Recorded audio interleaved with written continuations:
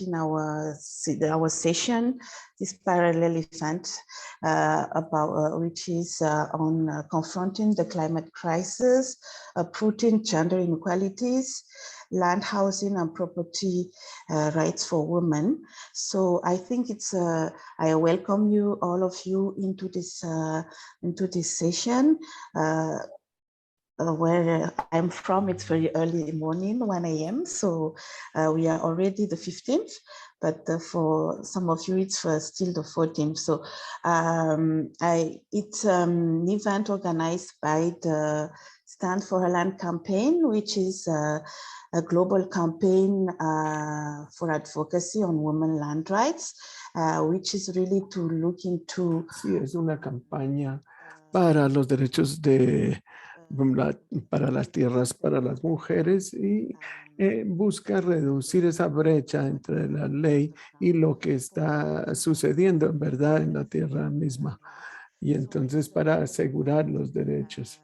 Entonces esto es una web internacional que tenemos y lo logramos lanzar a nivel internacional, el Día Internacional de la Mujer, y entonces estamos a nivel nacional ya en Uganda, Bangladesh, solo para nombrar unos de los algunos.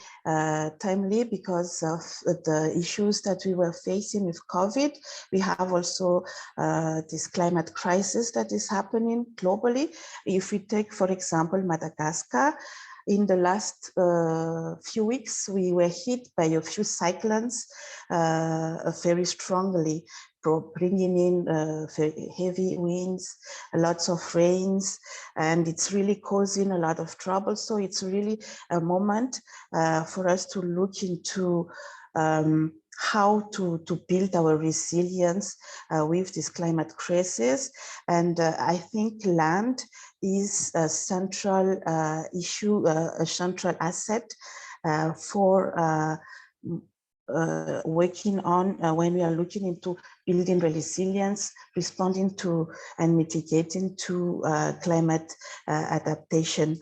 And I think we will, during this panel, we are going to have a very good panel of 3 persons. We have Maite Rodriguez from Fundación Guatemala, who helped us a bit earlier on. Then we will have Javier Medina from CINEP, and then Inelida Palesta, again from working with CINEP. And at the end, we are going to have a video that we are going to project it, done by the group Espacio Feminista with its partners, and the closing remarks will be done by Patricia Chavez. So without further ado, maybe I give the, not maybe, I'm going to give the floor to Maite.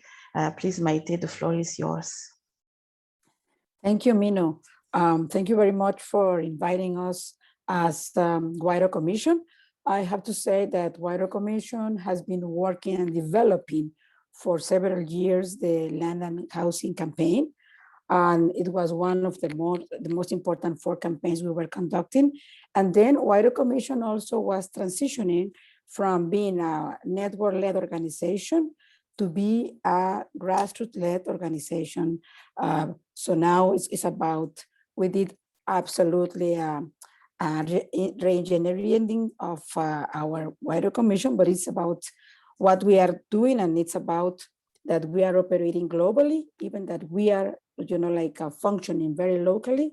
Our interventions are locally. We have in Africa, in Asia, and in Latin America, the same kind of mechanism that I'm gonna be explaining in the next minutes.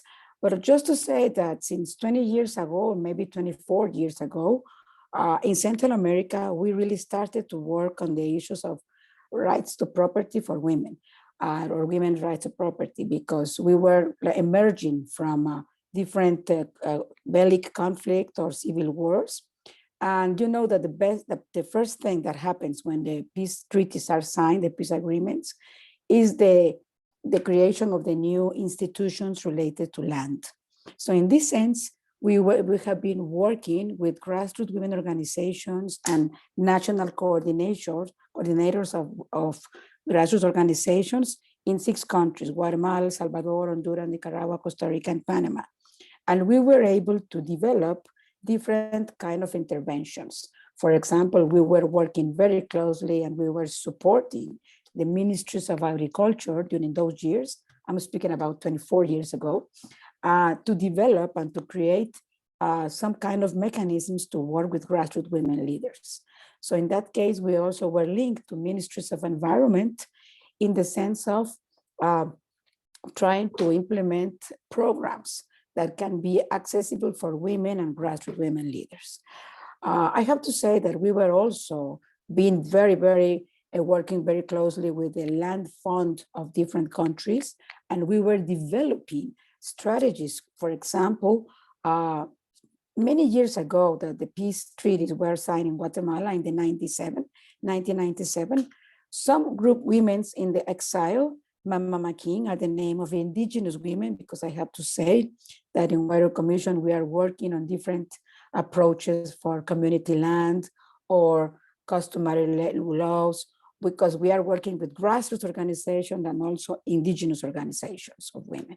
So we were developing, in that sense, one figure for accessing to land, the co-property for land between men and women.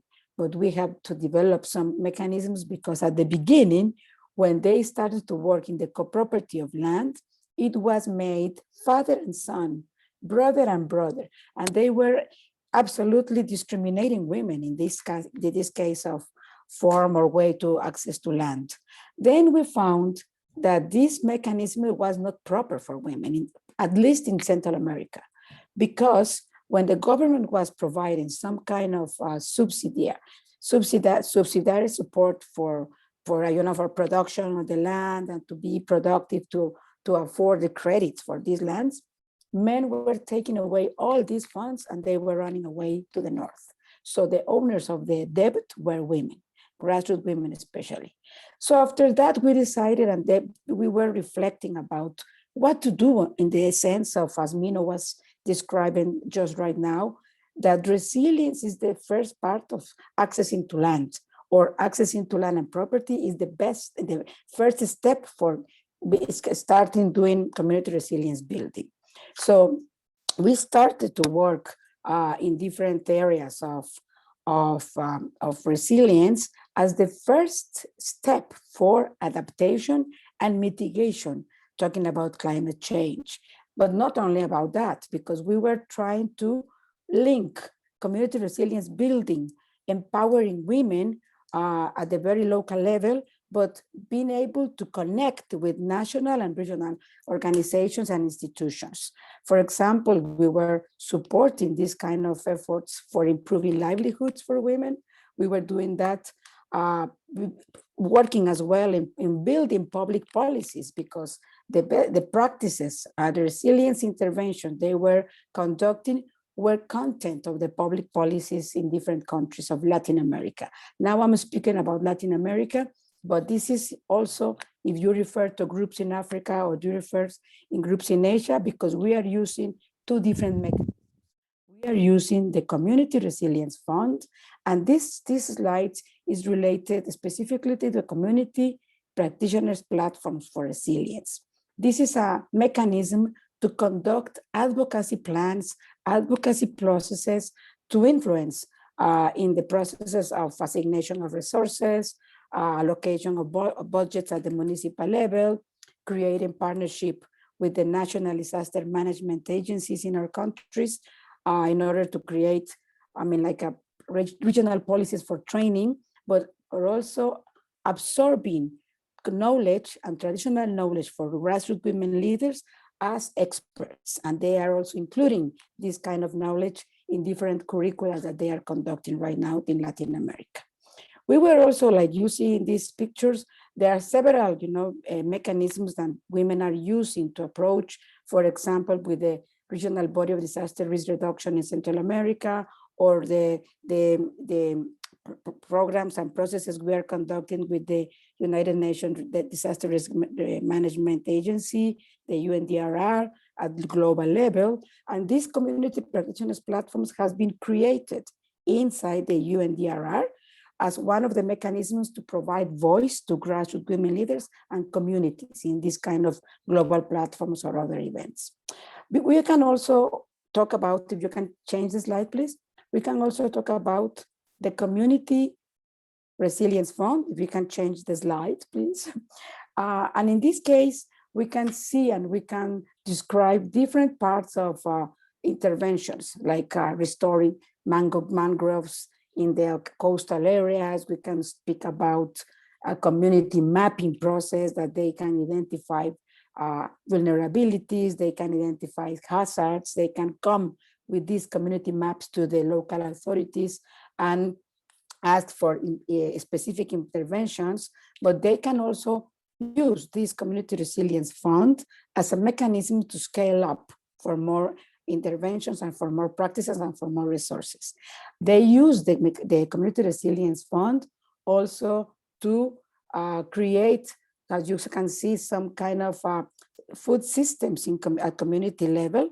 And they were able, for example, for COVID-19, they were able to support, they were able to contain the social crisis that we were living and facing in those times, because they were producing, they were indeed, they had the seeds banks, they had the tools bank, they were doing diversified parcels, they were doing organic agriculture, and they were providing the rest of the community. When they were closing markets and they were closing everything, they were trying to support these kind of interventions. That's why we say they are also doing now poultry, and they are doing livestock indeed. So it's about trying to adapt. If they have small pieces of land, they can implement, for example, the aerial plots, or they can do community parcels to go and conduct different areas. Because it's not about, we cannot say only about provide title of entitlement for women. We also need to bring a package of what else they need to be to conduct a process for affording if they have to buy land. For example, in Latin America, we were conducting in the 80s and the 90s the agrarian reforms. And then we were absolutely closing that page, and we started to do, like that kind of no lands available for communities and less for grassroots women leaders. So in this case, we are also developing new strategies right now, linking and partnering with national authorities. For example, we have in different countries like Honduras, Nicaragua, Guatemala, we have been starting to do the demonstration sites for resilience practices in conjunction and in partnership with the disaster management agency of our countries. And what we want to do, we want to, first of all, to explore new areas of intervention when women are not having land to produce, or women are not having land to establish a food system in place. So we are trying to demonstrate that with the resilience practices that women are conducting, the ministries or then the disaster management agencies will provide different kind of training to their officials, to their technicians, and they will also be part of the solution of being trying to allocate more resources in women's hands or in women's organizations at the grassroots level. Thank you very much. I think I took more than my 10 minutes. Thank you, Mino. Thank you, Maite. Really, it was really interesting. So I think what you're saying is land is not only about titling or process, but it's also about having an asset really for tener un activo realmente para la producción. Y la construcción de la resiliencia no se trata solo de tener algo, sino realmente de enfocarse en aprender entre sí. So really, thank you for the very rich intervention that you have made. I'm going to now to give the floor to Javier, who is going to maybe speak about another point then we can continue our discussion. Podemos continuar la discusión después de eso. Por favor, Javier. Hola, voy a hablar en español. Buenas tardes para todas y todos y muchas gracias por la invitación a For the invitation to participate in this space. I am also with Emilia Ballestas. Emilia is a colleague who works with her organization in rural areas in the Colombian Caribbean coast, and they have a huge amount of experience, huge amount of work around the defense of rights of women in a very maleist, very patriarchal, as what happens in our countries, and especially in the rural areas of Colombia. Pretty much some key ideas. I work with an organization called CINEP, which facilitates a national strategy around the rights to land and territory. In Colombia, it is associated to the International Land Coalition. And starting from this work that we've performed along with the Women's Network, I'm going to show some ideas around this topic. Very general ideas, and maybe Inilida can deep dive more into the from the specific experience and from the body of those experiences of women in our country. The first thing I want to highlight for Colombia is that at a regulatory level, we are in a very optimum landscape in terms of equality of women to access to land. But whenever the implementation of this law is when we see difficulties. And there are many difficulties around the access to land. In Colombia, women normally have less access to land compared to men. And whenever there is access to land, it's of a worse quality compared to men in general terms. There are many problems of access to justice, and there are many problems of violence also. Violence against women, which is also related to a lot of difficulties to access to institutional gender violence prevention mechanisms and violence against women.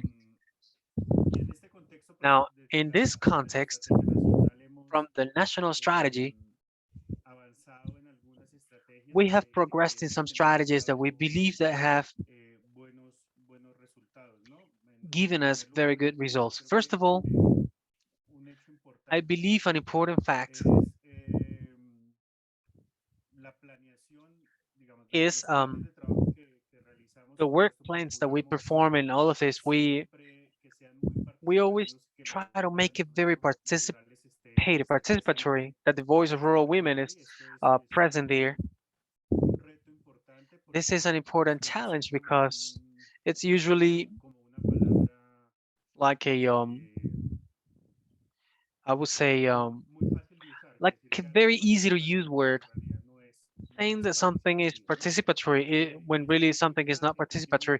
And this effectively means to identify in planning the needs and expectations of rural women, and to be able to work from training, from communication, from community dialogues, from joint work, and how to progress in the gender approach implementation. I think that's my first key idea.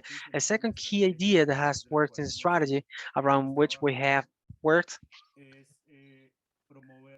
is to promote the highest autonomy of women organization in the performance of activities, in the management of resources. And this is important because it has allowed us to have an empowerment inside their own communities, a stronger position from women themselves in front of the activities that we perform. And I think two more items. If Enilda would like, she can tell us a bit more about that work. Two more items that we consider important in this work that we're performing. One of them is in activities to try to do them in such a way that the times of development of these organizational activities allow women to participate in a context in which they have a lot of care responsibilities and in which they should choose between organizational activities and the other care activities. And finally, to consider that this issue of the rise of rural women is not an exclusive topic for women's spaces, but it is a subject that has to be worked transversally in all the organizational activities that we perform among men and women. So these are some key insights of what we believe we've done and what has worked. And on that, I would like to highlight something that's very important that we think in this work of the advocacy of rights of women, and it is the exchange of experiences among organizations. I think that's the key. There are a lot of lessons there, and it is effectively where we can see really the results of or the achievements that we can make through the organizational work of rural women. And that's pretty much the general overview.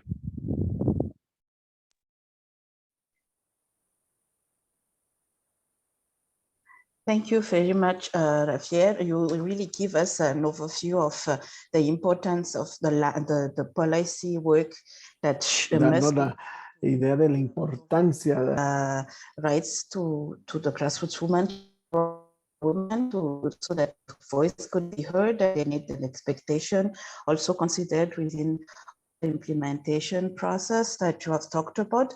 I am going to give the floor to Inilida, if she's ready, she's online. So please.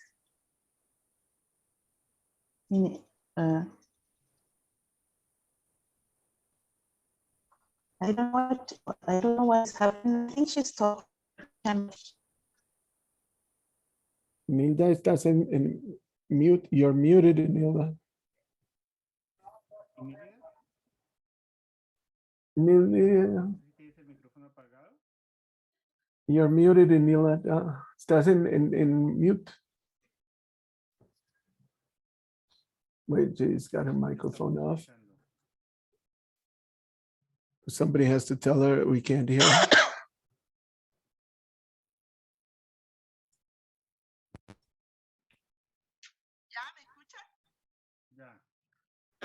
Okay, now we can hear you. Okay, very good afternoon. My name is Inilda Gamarra.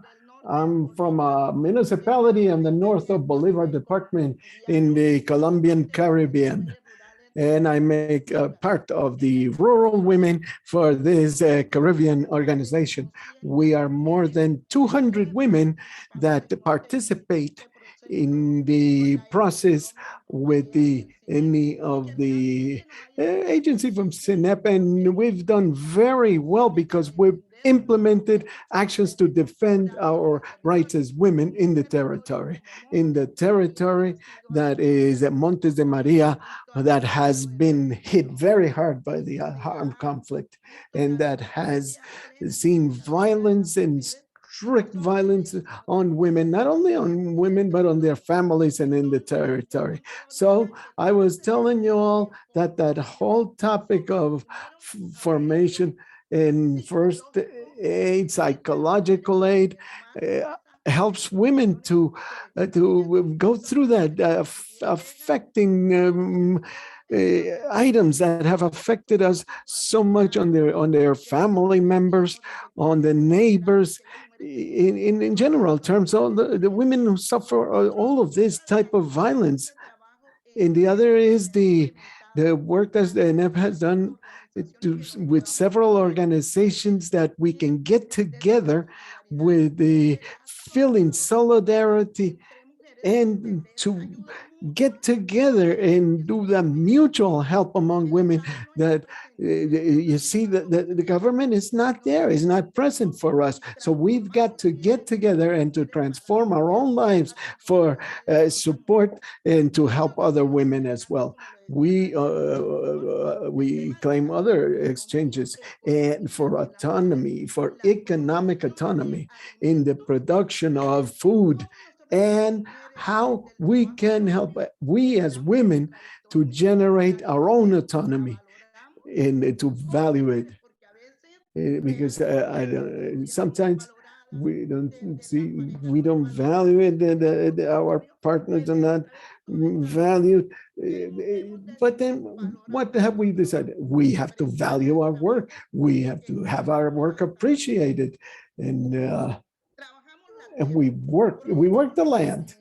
We produce the food, we commercialize them, but then we as women do not have right to the land. This is unbelievable. We are struggling for access to our land and the care of the land, because the majority of women in the Colombian Caribbean, we work the land, and that has to be valued. But those actions help us to transform the rights of women. Not only do I say it myself, but many other women say it. The autonomy, the economic autonomy in this sector of the Colombian economy. Another area is the economy of care, and it's also the domestic work that is very little help. It's not well paid. There's nobody who pays it well. The government doesn't pay it well. Nobody pays. So what happens is it's because it doesn't have much to do with the global economy, but it's the care it's also the care of all the production issues. There are women who commercialize their activities, their individual activities, but also have in charge of activities that help them maintain their economic level. And that productive work is those women who take care of, for example, children, older adults,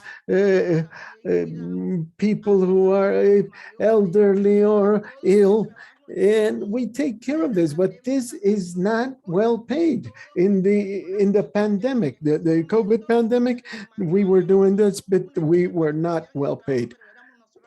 But we as women were doing all this work that was not really respected, and all of those actions. And how do we keep up producing for our families and also do that additional work in Colombia? So then that has affected us in Colombia. We have to strengthen that work and have it respected.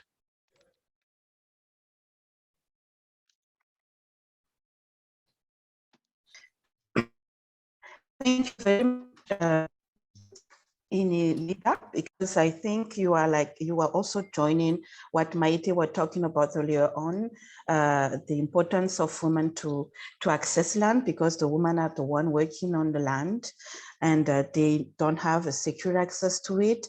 And you also touched upon the issue of care and how it wasn't considered as especially in this COVID pandemic, which is really important, because it is a burden that women are taking up upon themselves to do. And I think it's this matter of what you and even Maite was saying, that this sharing of experience is really important. Working in groups and getting empowered really help in reducing what we're saying, the violence against women. On that part, I know that I'm opening up. If there is any question, please type it in the chat box or in the Q&A, that we have it.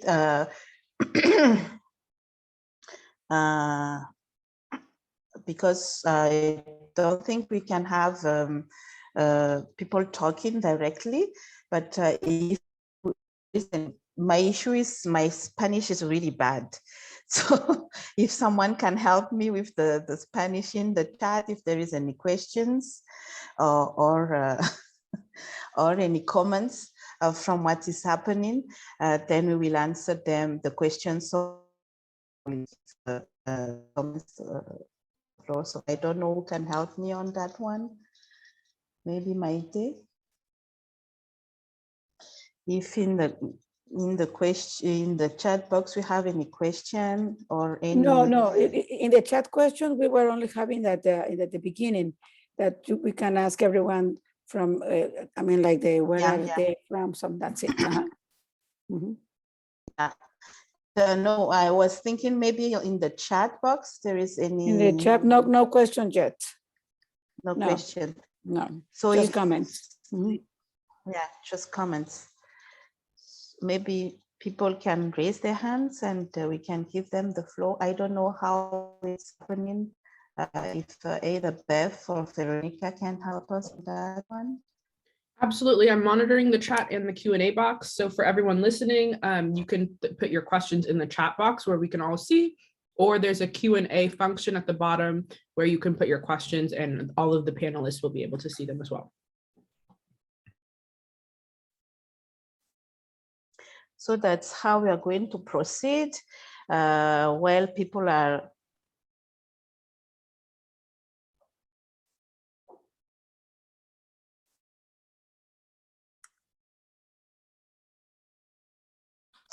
those are just comments.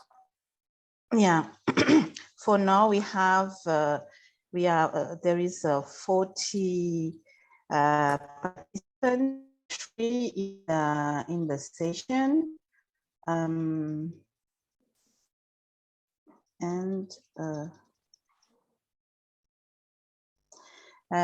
so we have a question for Linda, if she can explain how she and her groups deal with the care work.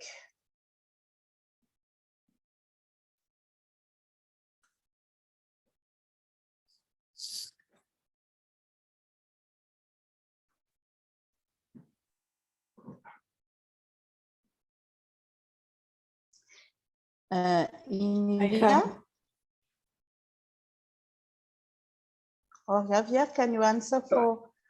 Linda, ¿escuchaste la pregunta para que te está preguntando? Pero es que la pregunta está en inglés. Pero te la voy a traducir, sí, claro, mira. Claro. Dice, la pregunta dice, ¿puedes explicar de alguna manera cómo tú y el grupo de trabajos con los que el grupo de mujeres con los que trabajan están haciendo con el tema de cuidado? ¿Cómo lo están planteando? ¿Cómo estamos haciendo con el tema de autonomía del cuidado? Bueno, con todo este tema de autonomía del cuidado. Well, with everything regarding care autonomy, for instance, right now, in order for women to really realize on what care autonomy means, we're building a social and political agenda at a level of Bolivar, which is our department. That means explaining women that the care autonomy and that homework has to do with economic autonomy, because if women do not work from home and then having to go out to the street to sell their fruits, to work as fish sellers of the street, or to work with fisher women, because really they are fisher women in all this territory. And also if women who work in everything around the production, in the productive part, as working the land to produce their own food, and not only our food as women, but also the food of the family in general, the food of the community. For instance, we are in an area of the Colombian Caribbean that only the settlement is what supplies Cartagena. So most women work with land, but also with fish, and we also work transforming food um, in the um, care economy. And what has to do with care economy has to do with reproduction. So to also tell women that that's one more piece of work that women do as those who take care of the children. For instance, here there are some women who work Monday through Friday taking care of 15 children, but for instance, they measure the weight of the child, um, how to take them to the health center, but also a balanced and healthy food, and also how to support people in disability situation, because they are people who sometimes do not have anyone to take care of them. So these women have dedicated themselves to find spaces and that way to be able to take care of people with disabilities, and how women also support the care of elderly. So all of this we have done it through workshops, through encounters, through home visits, through events, for instance, like the Rural Women Day or the Rural Woman Day, which we celebrate on October the 15th. We work everything around reproduction. And in a massive space, it can be of 80, 100 women that at that time, at that moment, are there as caregivers and they are trained to reply it in their communities. So in the agenda that we're building, we had a question because the care economy was not the care autonomy, but the care economy. The domestic work is not paid for. Nobody pays for it, the homework. Now, there was a very funny question in which we were asking women if this work was remunerated at some point, who would pay for it? Some women said their couple, some other women said no, the state should. The state should pay for it because if we go, if if if there is one day of ironing, one day of laundry at a different house, it's 40,000 pesos. But in their own home, they're not being paid for. So in order for the state to be able to pay that work to women one day, we would have to build public policies where one of the main accesses would be the care economy and the economic autonomy of women, because that's something that is not valued either, the work that women do in autonomy. So building that public policy and that one of the accesses is the economic autonomy of women and that it is appreciated, that it is valued, and that that public policy is followed up on, um, that can be valued and that they can do oversight, and that that public policy is not just not one more letter in paper, but that women realize that there are some public policies that can benefit them and that they can do oversight so that they can acquire their benefits. Yeah, thank you very much, Inilida. Maybe I'll give the floor to Javier to respond, and then to you, Maite. And there is another question in the chat for you. Okay. So, Javier, the floor is yours. Sí, no, quizá dos. Yes, maybe two items that I believe are important that from the organizations I work with, we've seen that rural women's organizations do, and I think it's one of the most important things. And it is something that Inilida mentioned at the beginning of her first intervention about psychological first aids. And it is that she well mentioned the fact of the armed conflict in Colombia, the fact that it generated some traumas and difficulties for the whole society that still we haven't overcome, that still we haven't pasarán muchos años antes de and que that many years will go by before we really understand the size of this hard times that we went through, but that really women suffer in their bodies the impact of the armed conflict, as well as other violence not associated with the armed conflict, which are very strong in Colombia. And I believe maybe that's why we highlight so much the exchange, the interchanges between women or among women, because this work of rural women organization has also established itself as a space for encounter and to speak out. And that has meant for women to train themselves in these psychosocial assistance elements with very few support from the state, from governments. But I think they have been able to progress a lot on that. What it really means to encounter themselves, to meet and to be able to speak out, and that way to start to process many of these trauma that are um, lived in the conflict. And I think that's part of that mutual care. And I also wanted to highlight, and now to wrap up, that some of the elements that we've presented here in regards to the strategies that we use are very addressed to rescue the voice of women. And I think this has to be an agreement, or maybe it's already an agreement, maybe it is already, but we must continue to advance on this. For instance, in regards to the climate change discussion, there are many stakeholders talking about climate change in our country. There are many international investments. The president achieves a lot of agreements internationally in regards to deforestation. But in this discussion, the voices of rural women are not being taken into account. And this should be the main voice. And maybe that's why we emphasize so much in the spaces for exchange, spaces for encounter, spaces so that women can publicly propose their agendas, their interests. And I think that's very important. And if we have more time, we can answer about the national care system. Yeah, please go ahead so that we have more clarity on that issue, Javier, if you were willing. I know that Maite has a lot of questions to address, but please, Javier, go ahead.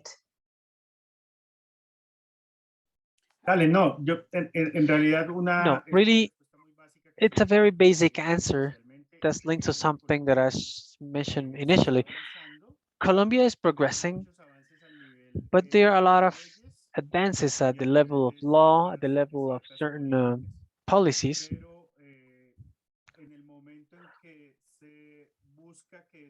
But whenever these policies are grounded into territories, is where there is the highest difficulty. So we kind of have the same problem to legislation and policies to with access to land, which are very optimum formally, but they have the difficulty of being implemented, and they're difficult to be implemented even more in this most more isolated areas, in rural areas. For instance, there's way higher difficulty, and the town halls, municipality town halls, do not have their own policies, for instance, to work in the part of care, and there we find a lot of difficulties. So in legislation and policy, we're doing okay, but in the application, we're doing really bad. Okay, Okay, I think that's... Yeah. Just a question for Inilda and Javier, not question, comments on that. Absolutely in agreement, because we are emerging from a civil war, no? But it's important to think about the dimension in this area of the care. But I think it's also very important to think about the recognition of the caregivers in this case. como decimos, el reconocimiento a las que cuidan, ¿verdad? En esta parte. As we say, the recognition to those who take care. In one of our experiences in Africa, the Home-Based Care Alliance in different countries of Africa that were really conducting and working for HIV programs and processes and the pandemic when it was, like some years ago. The caregivers in that moment were officially, recognized as the ones who were conducting the processes in the slums in Kenya or in other parts of Africa. But also, we have to think about now deeply on the definition of roles for care. In the care system, we cannot stay like just being as or thinking as victims. We need to start thinking about the redefinition of gender roles in one case, because this was, like something that during COVID-19 was really, like emerging from different societies and countries. And also we have to think about the Global Alliance of Care, that is, like one of the outcomes of the Generation Equality Forum. After 25 years of Beijing, we have finally a Global Alliance for Care. And it's great that several grassroots women leaders and organizations are conducting and are co-leading this alliance that will be, like demonstrating what we have in the face of COVID-19 recovery. This is something that I just wanted to say about the care. And then in my question related to, thanks Carmen for this question. Yes, ¿cómo hemos hecho con el Fondo Comunitario de Resiliencia, the Community Resilience Fund? Yeah, we have been using this Community Resilience Fund as a seed fund for grassroots women leaders and organizations. It has, like some principles of operation. For example, it needs to be conducted by a group of women, not individuals, and with organizations in this case. And they have to, first of all, to map the community. And after mapping community and defining the vulnerabilities and hazards, they will conduct the intervention that is the resilience practice ongoing. This is going to be like something that they use. They use the mapping process as an advocacy tool for local governments. And this is important because the Community Resilience Funds is not only to provide resources, and that's what they want to do. The important thing here is that grassroots women leaders and organizations are designing the intervention. And this is very important for them to empower themselves and the community. And they use this Community Resilience Fund to scale up new funds approaching to local authorities, to ministries, because other donors or funding agencies, because they can demonstrate that if they are able to design the intervention, to conduct the process, and to really establish a process of community resilience on place in the community, at the local level, they are also working on adaptation and mitigation. And this is so important for this topic that is, like convening us at the CSW in this period of sessions. And the last part of my question, let me see, is because it's about using the funds, not only for production or for food systems, it's using the funds, the Community Resilience Fund, that's the name. We have also a manual for training and a manual for operational manual for this, guidelines. It's also used for advocate. This is important. Grassroots women leaders get resources with the Community Resilience Funds and are able to do advocacy in different kind of levels. Thank you, Mino. There is another question on your intervention on the ownership of land and the resilience for local women, learning from each other in the question Q&A box. So how can those located in North America and Europe support women working in Central and South America communities on land ownership and property rights? Thank you, maybe, Mino. Yeah, I'm wondering, how can those located in North America and Europe support women working in Center? Yeah, I think the most important area of intervention for us right now is to, to create synergies among different countries and different grassroots women leaders, in the sense that we can connect grassroots women leaders in the North and Europe with the groups in Central America or South America. I think it's important also to advocate for new resources.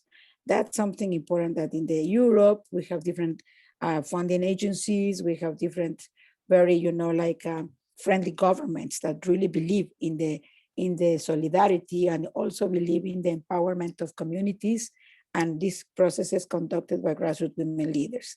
So I think it's important that we can come together, establish a dialogue, recognize the interventions that are conducted or are taking place right now, and in the sense of have no lands for production, it's important that also can create mechanisms with the support of these kind of governments in the North or in the European areas to provide some fresh resources and some fresh, relationships to conduct and to continue working on the areas that we are just mentioning in my interventions. Thank you. Thank you, Maite. Inelida, you wanted to say something?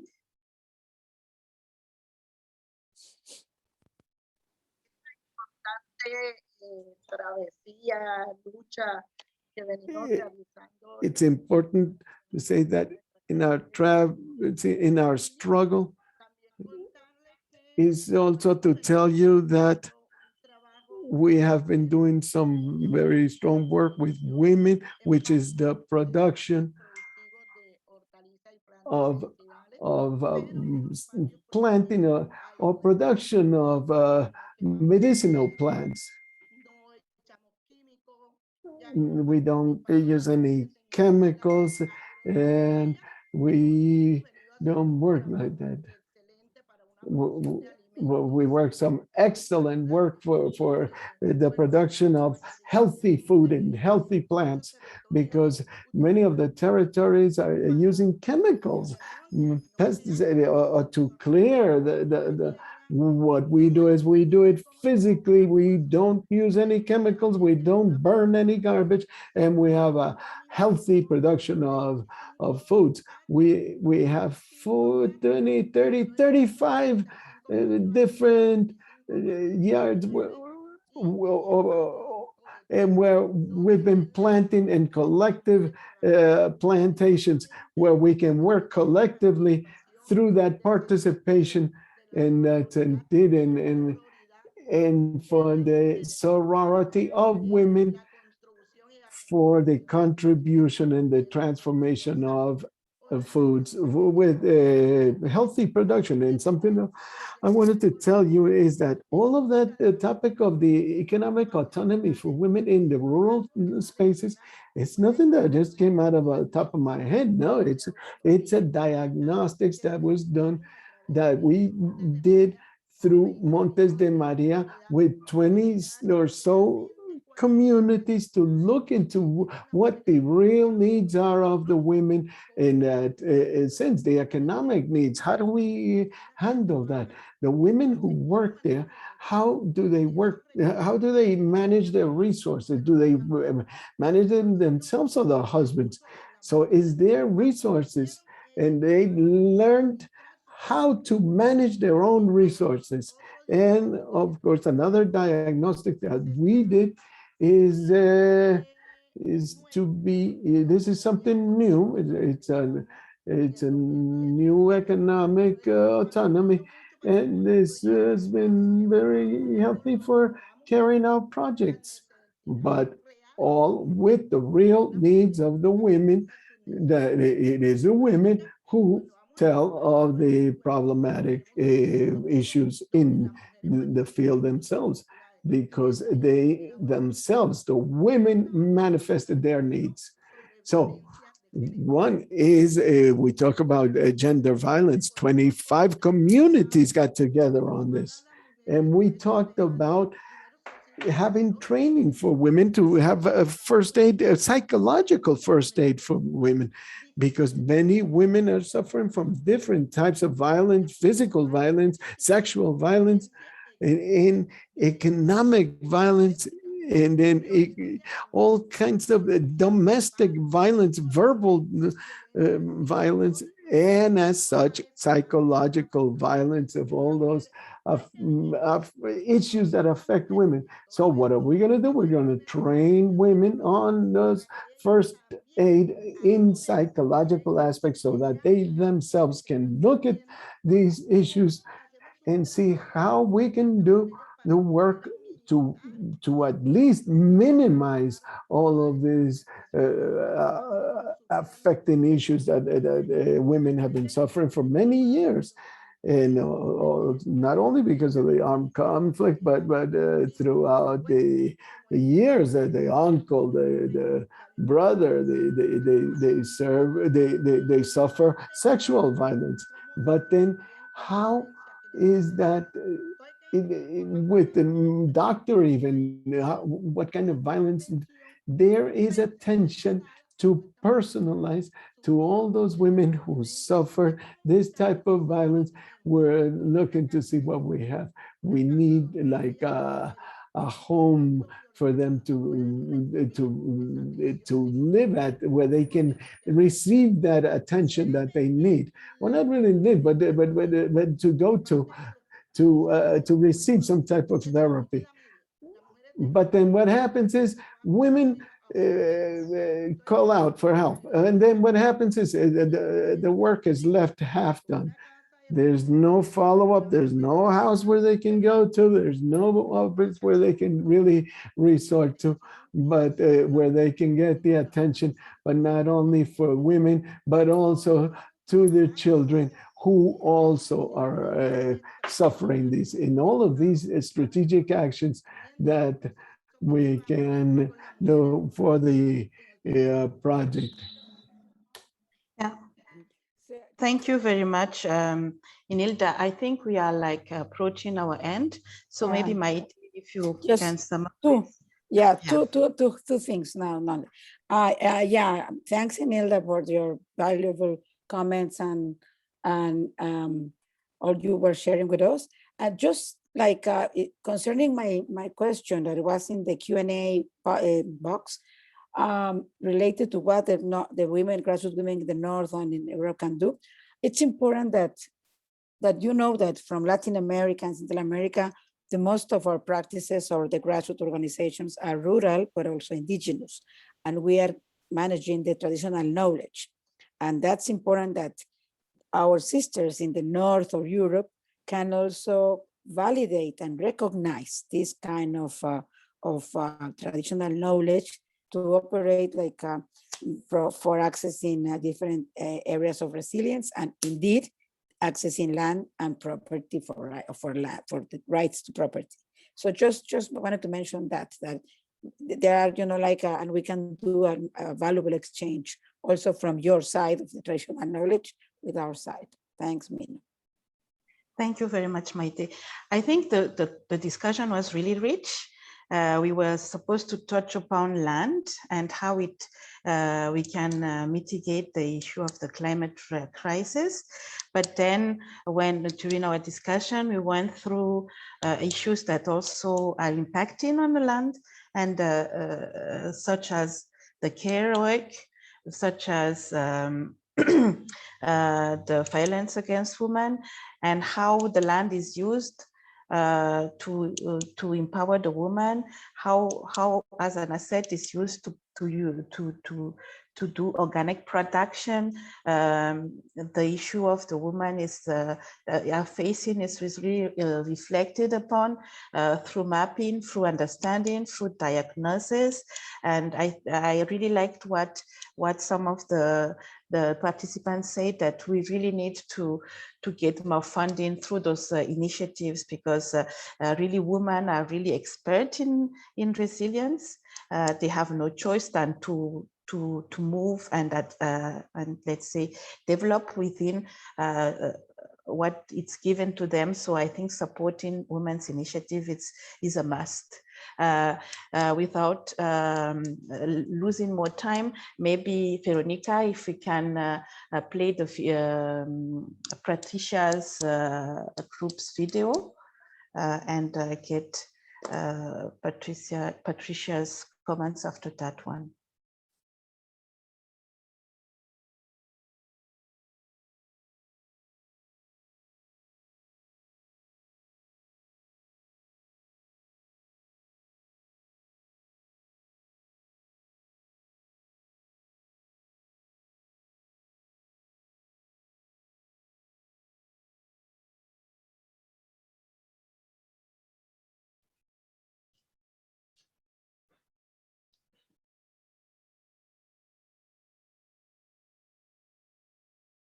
There's no sound? No sound. No sound. There's no sound. There's no sound.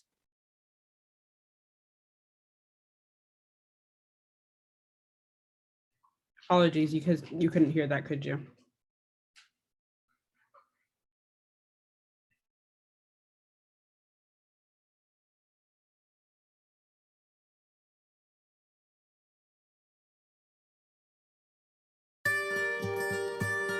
Now it's fine. O espaço feminista iniciou processo em Bonito a partir da Feminist Space is a realização de uma process pesquisa. through E the durante essa research, pesquisa, and during that identificamos research we've a grande identified maioria das pessoas em vast Bonito majority of não people tinham a segurança da in posse da Bonito terra. A partir daí, o espaço work feminista iniciou or had um trouble diálogo getting land, com starting o from a space, município, feminist space, através da a dialogue assessoria started with the técnica municipality, de doutora Teresa start through a Borba. technical Fizemos advising dois requerimentos Teresa à Borba, população which would be the requerendo follow-up ao to município a population, regularização fundiária. requesting O direito à a moradia regularization foi instituído for como access direito to land in the fundamental municipality. The right to através housing da was emenda established constitucional to a community número through the 26 e a constitutional partir amendment daí number 16, não é and starting mais from there, faculdade de ação it's do gestor not the público faculty, the realizar one that has ou to não a perform the regularização regularization. fundiária. É obrigação. E então It's fizemos uma mandatory, pesquisa and no then cartório we de did a imóveis e research in the identificamos que registry todas of essas real áreas estate property, and we pertenciam, na identified that realidade, ao all município these e tinham areas sido really desapropriados belong muitos to the anos municipality. atrás. Eu moro faz And 25 anos que eu moro there aqui were num bairro Nossa Senhora de expropriations Fátima. many É years muito ago, importante 25 years esse ago, documento dessa I casa, lived in this porque area. faz It's important 25 to anos see que the eu moro document of aqui this house e a because gente nunca teve I've been oportunidade living here de for ter o 25 documento years daquela and mãe we tá never had tendo the hoje. document of a house Falta as de we are segurança having da it right now. posse The da lack of terra, security in the ela holding impacta of sobretudo land nas mulheres.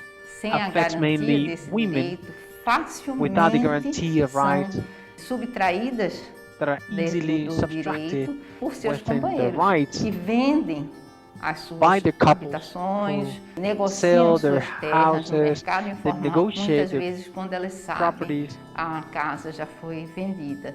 A ação em parceria do Espaço Feminista com a Prefeitura Municipal do Bonito tem oportunizado o direito à moradia a diversas famílias, às has granted the mulheres. right to houses Hoje to foi different protocolado no families, cartório to de women, imóveis and today there was a o file segundo project which projeto, the o registry of segundo real estate. CRF, Certidão de Regularização Fundiária. Hoje nós The concluímos mais second uma was etapa com a ground parceria do certification, Espaço land Feminista. certification, regularization Nós certification.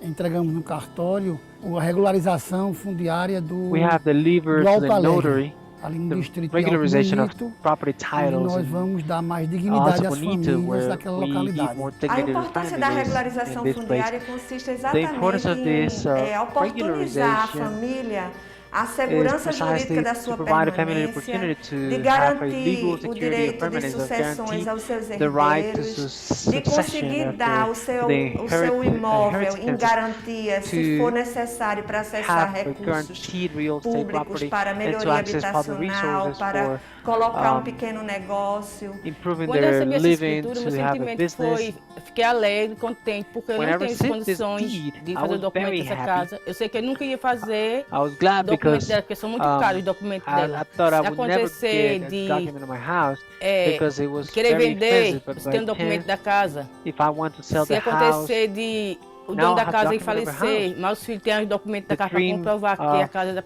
foi da mãe ou do pai, né? São inúmeras as vantagens, inclusive de ter um endereçamento, porque em algumas ocupações sequer as cartas chegam porque não há uma formalização do seu endereço.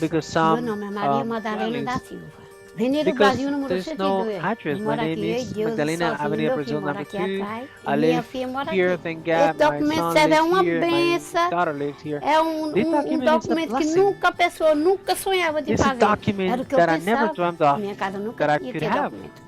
E hoje eu estou com ele na mão, graças a Deus. É um sentimento que eu vejo neles de felicidade, de poder conquistar algo que na situação financeira deles eles jamais iam conseguir. O povo dizia assim, a maioria do povo never. People in that economic situation will never get these documents. I said, oh my God, we're going to está na minha mão, graças a Deus. Essa ação em Bonito, ela é marco para o espaço feminista, e nós hoje já temos praticamente 1.500 famílias com seu direito garantido. With the right guaranteed.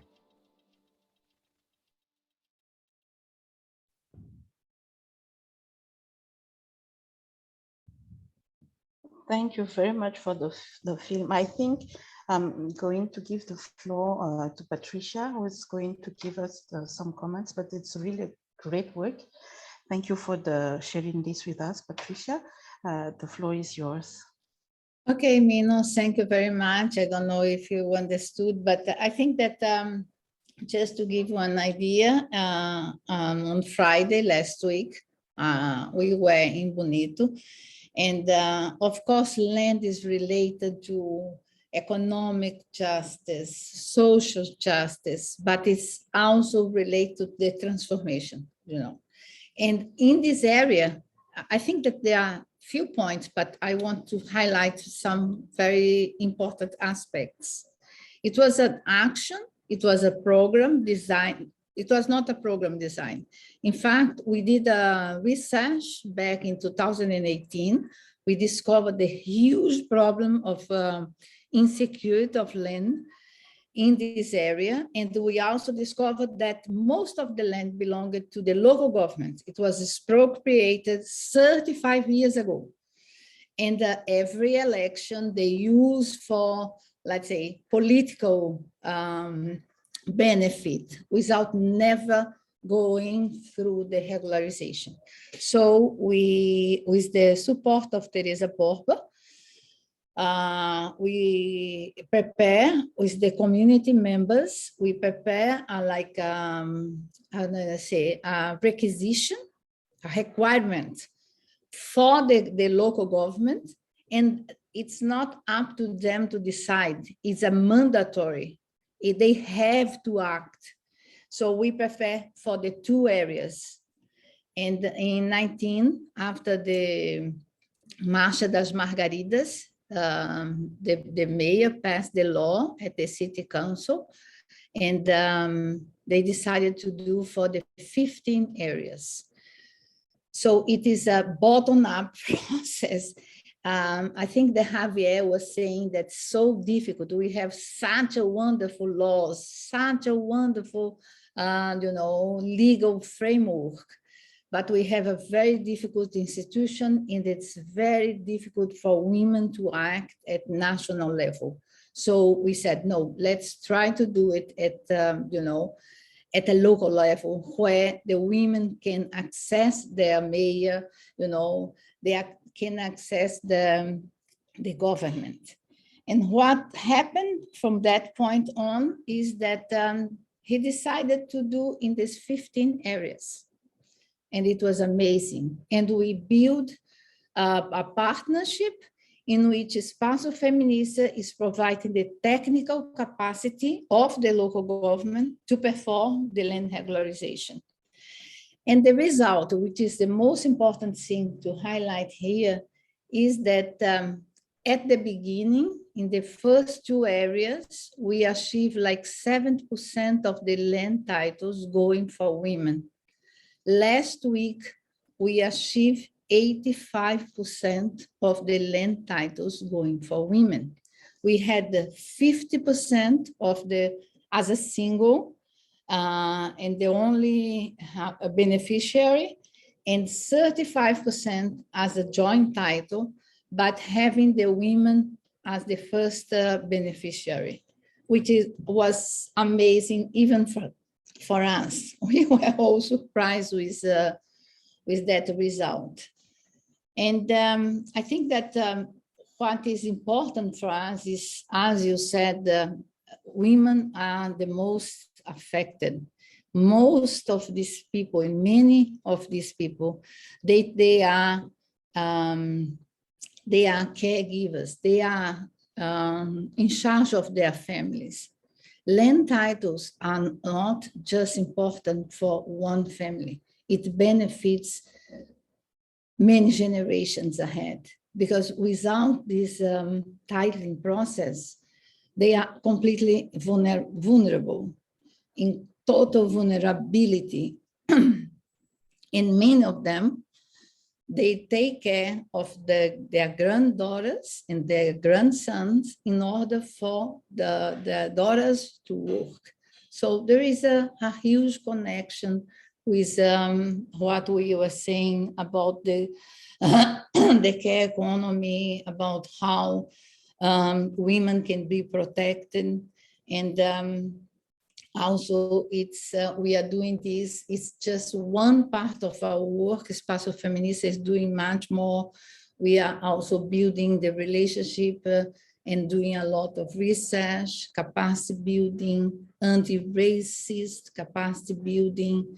And yes, that's what I would like to say. And thank you very much for the space, Mino and Bess. And yeah.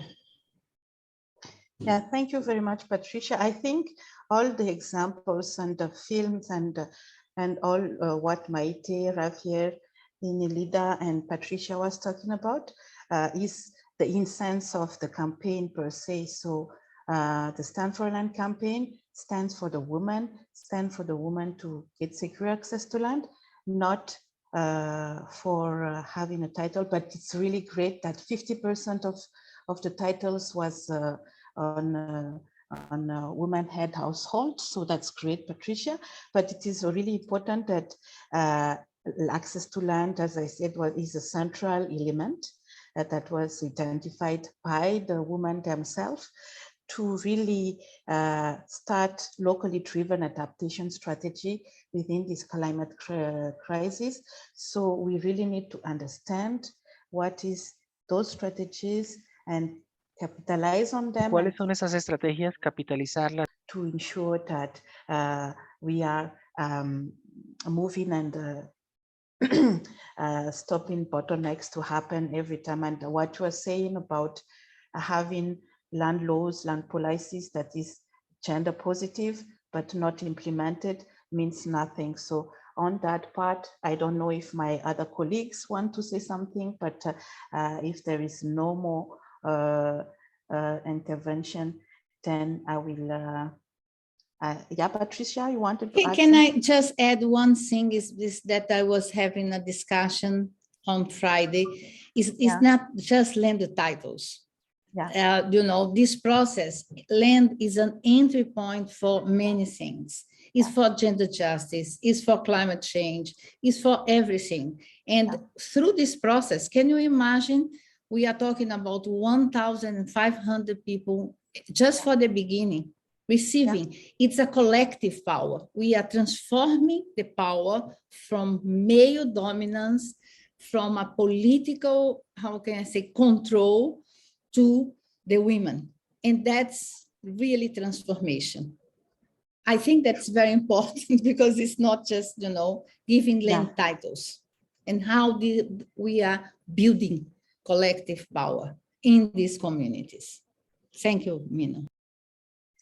So on this great words from Patricia, I think I'm going to close this session, and I really thank you all for your availability. Thank you, Javier. Thank you, Maite. Thank you, Nilida. Thanks to the Landisa team for the support. Thanks to our interpreter. because we couldn't have done it without interpretation. And yeah, thank you very much, everyone. And hopefully we will continue the discussion and we will move from this in a more positive thought, with more positive thoughts. Goodbye, everyone.